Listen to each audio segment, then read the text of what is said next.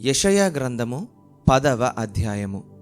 విధవరాండ్రు తమకు దోపుడు సొమ్ముగా ఉండవలెననియు తల్లిదండ్రులు లేని వారిని కొల్లపెట్టుకొనవలెననియు కోరి న్యాయ విమర్శ జరిగింపకుండా దరిద్రులను తొలగించుటకును నా ప్రజలలోని బీదల న్యాయమును తప్పించుటకును అన్యాయపు విధులను విధించువారికిని బాధకరమైన శాసనములను వ్రాయించువారికిని శ్రమ.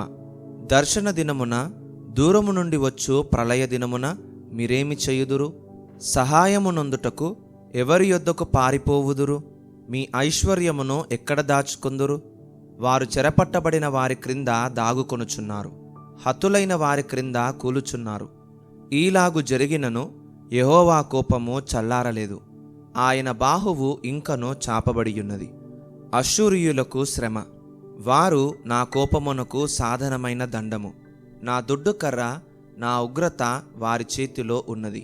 భక్తిహీనులకు జనముల మీదికి నేను వారిని పంపెదను. దోపుడు సొమ్ము దోచుకొనుటకును కొల్లపెట్టుటకును వీధులను త్రొక్కించుటకును నా ఉగ్రతకు పాత్రులగు జనులను గూర్చి వారికాజ్ఞాపించదను. అయితే అతడు అలాగనుకొనడు, అది అతని ఆలోచన కాదు. నాశనము చేయవలెననియు చాలా జనములను నిర్మూలము చేయవలెననియు అతని ఆలోచన. అతడిట్లనుకొనుచున్నాడు, నా అధిపతులందరూ మహారాజులు కారా? కల్నో కర్కెమీషు వలె నుండలేదా? హమాతు అర్పాదు వలె నుండలేదా? షోమ్రోను దమస్కు వలె నుండలేదా? విగ్రహములను పూజించు రాజ్యములు నా చేతికి చిక్కినవి గదా. వాటి విగ్రహములు యెరూషలేము షోమ్రోనుల విగ్రహముల కంటే ఎక్కువైనవి గదా. షోమ్రోనునకును దాని విగ్రహములకును నేను చేసినట్లు యెరూషలేమునకును దాని విగ్రహములకును చేయకపోదునా అనెను. కావున సియోను కొండ మీదను యెరూషలేము మీదను ప్రభువు తన కార్యమంతయు నెరవేర్చిన తరువాత నేను అష్షూరు రాజు యొక్క హృదయ గర్వము వలని ఫలమును బట్టియు అతని కన్నుల అహంకారపు చూపులను బట్టియు అతన్ని శిక్షింతును. అతడు, నేను వివేకిని, నా బాహుబలము చేతను నా బుద్ధి చేతను అలాగు చేసి తిని, నేను జనముల సరిహద్దులను మార్చి వారి ఖజానాలను దోచుకొంటిని. మహాబలిష్ఠుడనై సింహాసనాసీనులను త్రోసివేసి తిని, పక్షిగూటిలో ఒకడు చెయ్యి వేసినట్టు జనముల ఆస్తి నా చేత చిక్కెను. ఒకడు విడువబడిన గుడ్లను ఏరుకొనున్నప్పుడు రెక్కను ఆడించునది అయినను నోరు తెరచునది అయినను కిచకిచలాడునది అయినను లేకపోవునట్లు నిరభ్యంతరముగా నేను సర్వలోకమును ఏరుకొనుచున్నానని అనుకొనును. గొడ్డలి తనతో నరుకువాని చూచి అతిశయపడునా? రంపము తనతో కోయువాని మీద పొగడుకొనునా?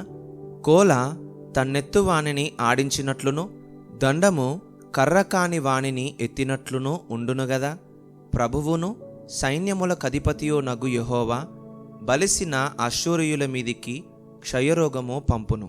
వారి క్రింద అగ్నిజ్వాలలు గల కొరవి కట్టే రాజును, ఇశ్రాయేలు యొక్క వెలుగు అగ్నియును అతని పరిశుద్ధ దేవుడు జ్వాలయు నగును. అది అష్షూరు యొక్క బలురక్కసి చెట్లకును గచ్చపొదలకును అంటుకొని ఒక్క దినమున వాటిని మృంగివేయును. ఒకడు వ్యాధిగ్రస్తుడై క్షీణించిపోవునట్లుగా శరీర ప్రాణములతో కూడా అతని అడవికిని అతని ఫలభరితమైన పొలములకును కలిగిన మహిమను అది నాశనము చెయ్యును. అతని అడవి చెట్లు శేషము కొంచెమగును, బాలుడు వాటిని లెక్కపెట్టవచ్చును. ఆ దినమున ఇశ్రాయేలు శేషమును యాకోబు కుటుంబీకులలో తప్పించుకొనిన వారును తమను హతము చేసిన వానిని ఇకను ఆశ్రయింపక సత్యమును బట్టి ఇశ్రాయేలీయుల పరిశుద్ధ దేవుడైన యెహోవాను నిజముగా ఆశ్రయించెదరు.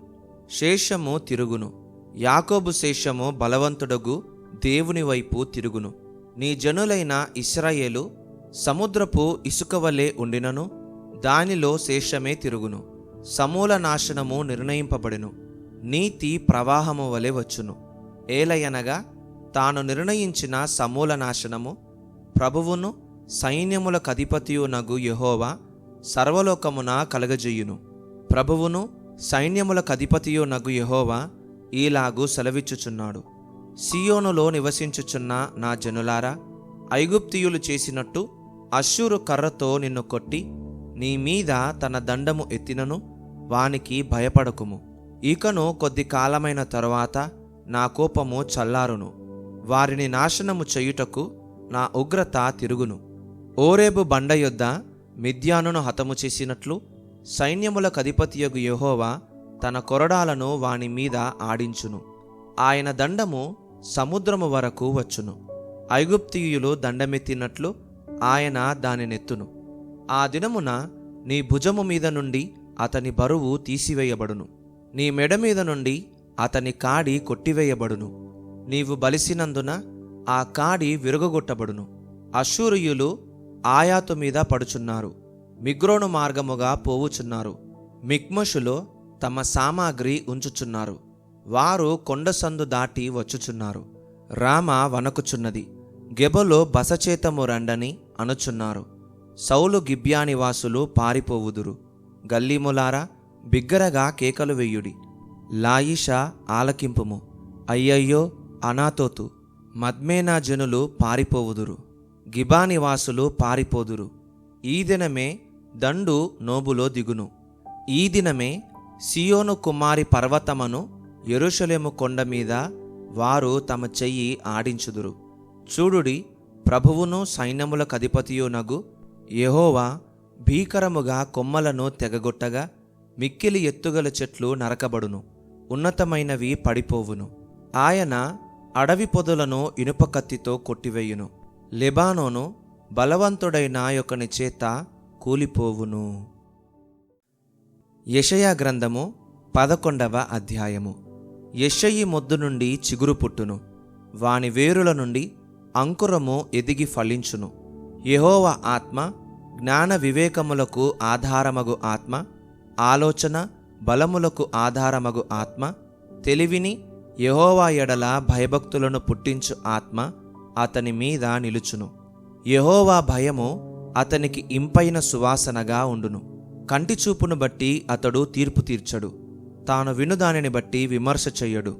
నీతిని బట్టి బీదలకు తీర్పు తీర్చును. భూనివాసులలో దీనులైన వారికి యథార్థముగా విమర్శ చెయ్యును. తన వాగ్దండము చేత లోకమును కొట్టును, తన పెదవుల ఊపిరి చేత దుష్టులను చంపును. అతని నడుమునకు నీతియు అతని తుంట్లకు సత్యమును నడికట్టుగా ఉండును. తోడేలు గొర్రెపిల్ల యొద్ద వాసము చెయ్యును, చిరుతపులి మేకపిల్ల యొద్ద పండుకొనును. దూడయు కొదమసింహమును పెంచబడిన కోడయు కూడుకొనగా బాలుడు వాటిని తోలును. ఆవులు ఎలుగులు కూడిమేయును, వాటి పిల్లలు ఒక్కచోటనే పండుకొనును. ఎద్దు మేయునట్లు సింహము గడ్డిమేయును. పాలు కుడుచు పిల్ల నాగుపాము పుట్ట యొద్ద ఆటలాడును. మిడినాగు పుట్ట మీద పాలు విడిచిన పిల్ల తన చెయ్యి చాచును. నా పరిశుద్ధ పర్వతమందంతటను ఏ మృగమును హాని చెయ్యదు, నాశనము చెయ్యదు. సముద్రము జలముతో నిండియున్నట్టు లోకము యెహోవాను గుర్చిన జ్ఞానముతో నిండియుండును. ఆ దినమున ప్రజలకు ధ్వజముగా నిలుచుచుండు యెషయి వేరు చిగురునొద్ద జనములు విచారణ చెయ్యును. ఆయన విశ్రమ స్థలము ప్రభావము గలదగును. ఆ దినమున శేషించు తన ప్రజల శేషమును అష్షూరులో నుండియు ఐగుప్తులో నుండియు పత్రోసులో నుండియు కూషులో నుండియు ఏలాములో నుండియు షీనారులో నుండియు హమాతులో నుండియు సముద్ర ద్వీపములలో నుండియు విడిపించి రప్పించుటకు యెహోవా రెండవ మారు తన చెయ్యి చాచును. జనములను పిలుచుటకు ఆయన యొక్క ధ్వజము నిలవబెట్టును. భ్రష్టులైపోయిన ఇశ్రాయేలీయులను పోగుచేయును.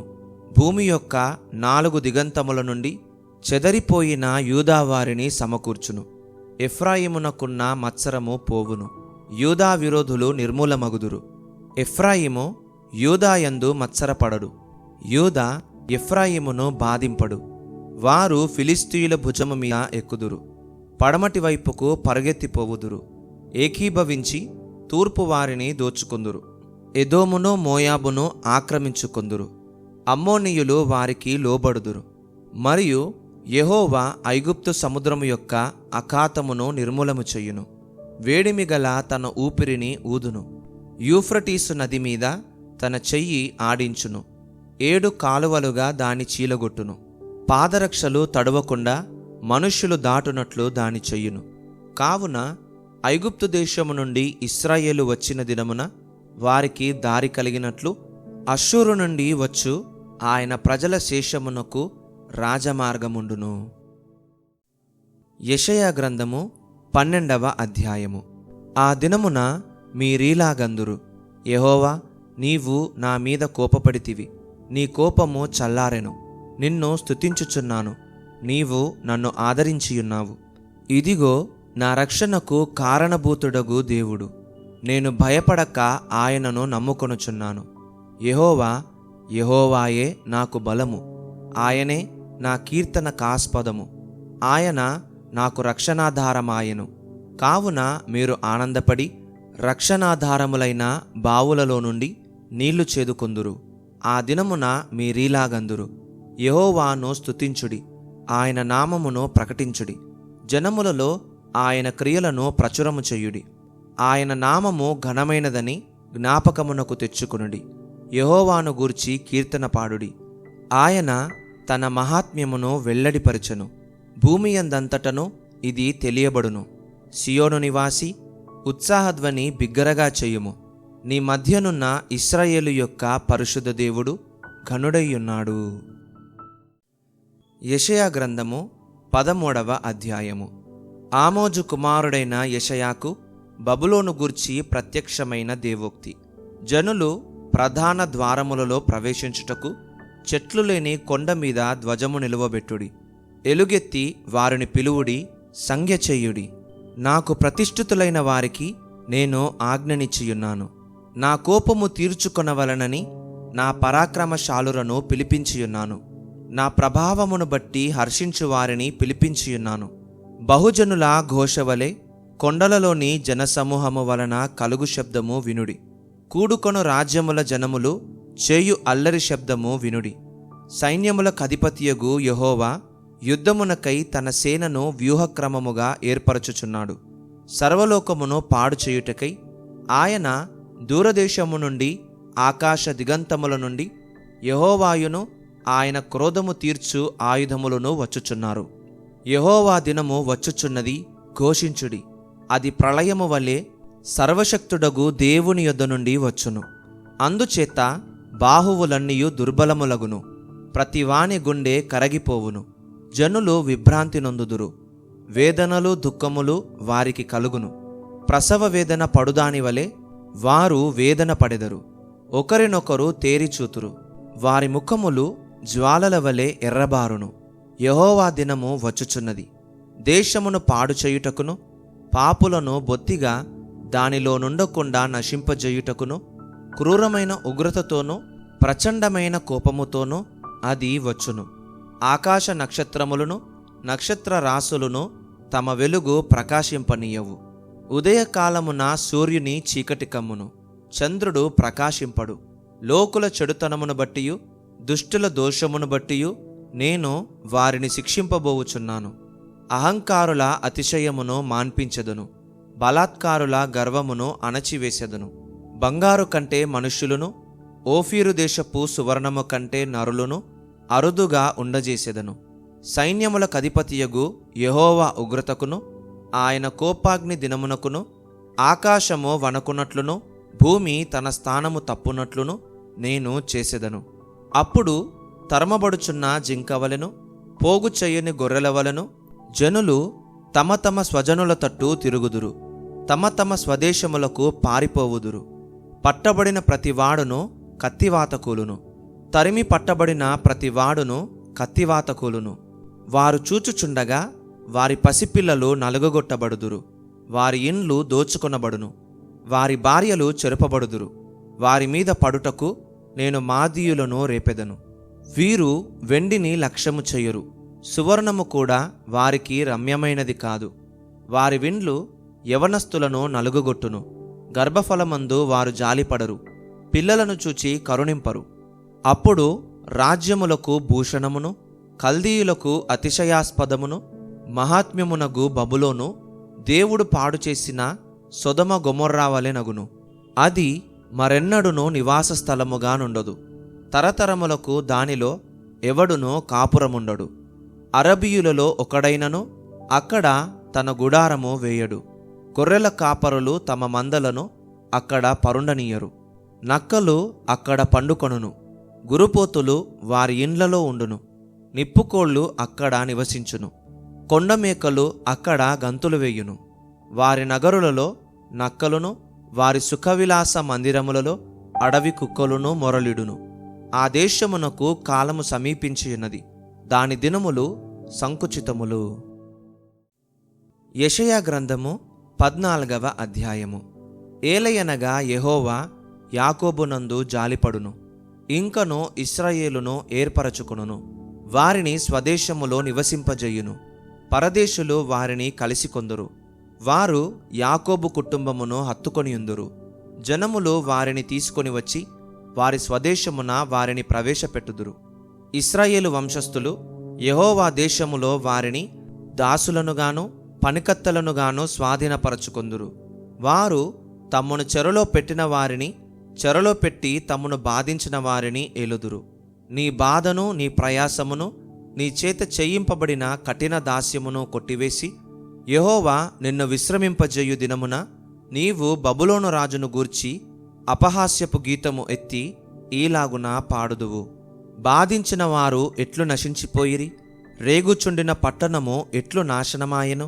దుష్టుల దుడ్డుకర్రను, మానని హత్యచేత జనములను క్రూరముగా కొట్టిన ఏలికల రాజదండమును యెహోవా విరుగుగొట్టియున్నాడు. వారు ఆగ్రహపడి మానని బలాత్కారము చేత జనములను లోబరచిరి. భూలోకమంతయు నిమ్మళించి విశ్రమించుచున్నది, జనములు పాడసాగుదురు. నీవు పండుకొనినప్పటి నుండి నరుకువాడెవడునో మా మీదికి రాలేదని నిన్ను గూర్చి తమాల వృక్షములు, లెబానోను దేవదారు వృక్షములు హర్షించును. నీవు ప్రవేశించుచుండగానే నిన్ను ఎదుర్కొనుటకై క్రింద పాతాళము నీ విషయమై కలవరపడుచున్నది. అది నిన్ను చూచి ప్రేతలను రేపుచున్నది. భూమిలో పుట్టిన సమస్త శూరులను, జనముల రాజులనందరినీ వారి వారి సింహాసనముల మీద నుండి లేపుచున్నది. వారందరూ నిన్ను చూచి, నీవును మావలే బలహీనుడవైతివా, నీవును మాబోటివాడవైతివా అందురు. నీ మహాత్మ్యమును, నీ స్వరమండలముల స్వరమును పాతాళమున పడవేయబడెను. నీ క్రింద పురుగులు వ్యాపించును, కీటకములు నిన్ను కప్పును. తేజో నక్షత్రమా, వేకువ చుక్క, నీవెట్లు ఆకాశము నుండి పడితివి. జనములను పడగొట్టిన నీవు నేలమట్టము వరకు ఎట్లు నరకబడితివి. నేను ఆకాశమునకెక్కిపోయేదను, దేవుని నక్షత్రములకు పైగా నా సింహాసనమును హెచ్చింతును. ఉత్తర దిక్కునున్న సభాపర్వతము మీద కూర్చుందును, మేఘమండలము మీదికెక్కుదును. మహోన్నతునితో నన్ను సమానునిగా చేసుకొందును అని నీవు మనస్సులో అనుకొంటివి గదా. నీవు పాతాళమునకు, నరకములో ఒక మూలకు త్రోయబడితివే. నిన్ను చూచువారు నిన్ను నిదానించి చూచుచూ ఇట్లు తలపోయుదురు. భూమిని కంపింపజేసి రాజ్యములను వణికించినవాడు ఇతడేనా? లోకమును అడవిగా చేసి దాని పట్టణములను పాడు చేసినవాడు ఇతడేనా? తాను చేపట్టిన వారిని తమ నివాస స్థలమునకు పోనీయనివాడు ఇతడేనా? జనముల రాజులందరూ ఘనత వహించిన వారై తమ తమ నగరుల యందు నిద్రించుచున్నారు. నీవు సమాధి పొందక పారవేయబడిన కొమ్మవలెనున్నావు. ఖడ్గము చేత పొడవబడి చచ్చిన వారి శవములతో కప్పబడిన వాడవైతివి. త్రొక్కబడిన పీనుగవలెనైతివి. బిలము యొక్క రాళ్ల యొద్దకు దిగుచున్న వాని వలెనున్నావు. నీవు నీ దేశము పాడుచేసి హతమార్చితివి. నీవు సమాధిలో వారితో కూడా కలిసియుండవు. దుష్టుల సంతానము ఎన్నడును జ్ఞాపకమునకు తేబడదు. వారు పెరిగి భూమిని స్వతంత్రించుకొని పట్టణములతో లోకమును నింపకుండునట్లు తమ పితరుల దోషమును బట్టి అతని కుమారులను వధించుటకు దొడ్డి సిద్ధపరచుడి. సైన్యములకు అధిపతియగు యెహోవా వాక్కు ఇదే. నేను వారి మీదికి లేచి బబులోను నుండి నామమును, శేషమును, కుమారుని, మనుమని కొట్టివేసేదనని యెహోవా సెలవిచ్చుచున్నాడు. నేను దానిని ముళ్ళపందికి స్వాధీనముగాను నీటి మడుగులగాను చేయుదును. నాశనమును చీపురు కట్టతో దాని తుడిచివేసేదను అని సైన్యములకు అధిపతియగు యెహోవా సెలవిచ్చుచున్నాడు. సైన్యములకు అధిపతియగు యెహోవా ప్రమాణపూర్వకముగా ఈలాగు సెలవిచ్చుచున్నాడు. నేను ఉద్దేశించినట్లు నిశ్చయముగా జరుగును, నేను యోచించినట్లు స్థిరపడును. నా దేశములో అశ్షూరును సంహరించెదను, నా పర్వతముల మీద వాని నలగద్రొక్కెదను. వాని కాడి నా జనుల మీద నుండి తొలగిపోవును. వాని భారము వారి భుజము మీద నుండి తొలగింపబడును. సర్వలోకమును గూర్చి నేను చేసిన ఆలోచన ఇదే. జనములందరి మీద చాపబడిన బాహువు ఇదే. సైన్యముల కధిపతియగు యెహోవా దాని నియమించియున్నాడు. రద్దుపరచగలవాడెవడు? బాహువు చాచినవాడు ఆయనే. దాని త్రిప్పగలవాడెవడు? రాజైన ఆహాజు మరణమైన సంవత్సరమున వచ్చిన దేవోక్తి. ఫిలిస్తియా, నిన్ను కొట్టిన దండము తుత్తునీయలుగా విరువబడినని అంతగా సంతోషింపకుము. సర్పబీజము నుండి మిడునాగు పుట్టును, దాని ఫలము ఎగురు సర్పము. అప్పుడు అతిబీదలైన వారు భోజనము చెయ్యుదురు, దరిద్రులు సురక్షితముగా పండుకొందురు. కరవు చేత నీ బీజమును చంపెదను, అది నీ శేషమును హతము చెయ్యును. గుమ్మమా, ప్రలాపింపుమి, పట్టణమా, అంగలార్పుమి. ఫిలిస్తియా, నీవు బొత్తిగా కరిగిపోయియున్నావు. ఉత్తర దిక్కు నుండి పొగలేచుచున్నది. వచ్చువారి పటాలములలో వెనుక తీయువాడు ఒకడునూ లేడు. జనముల దూతకియవలసిన ప్రత్యుత్తరమేది? యెహోవా సీయోనును స్థాపించియున్నాడు. ఆయన జనులలో శ్రమనొందిన వారు దాని ఆశ్రయింతురు అని చెప్పవలెను.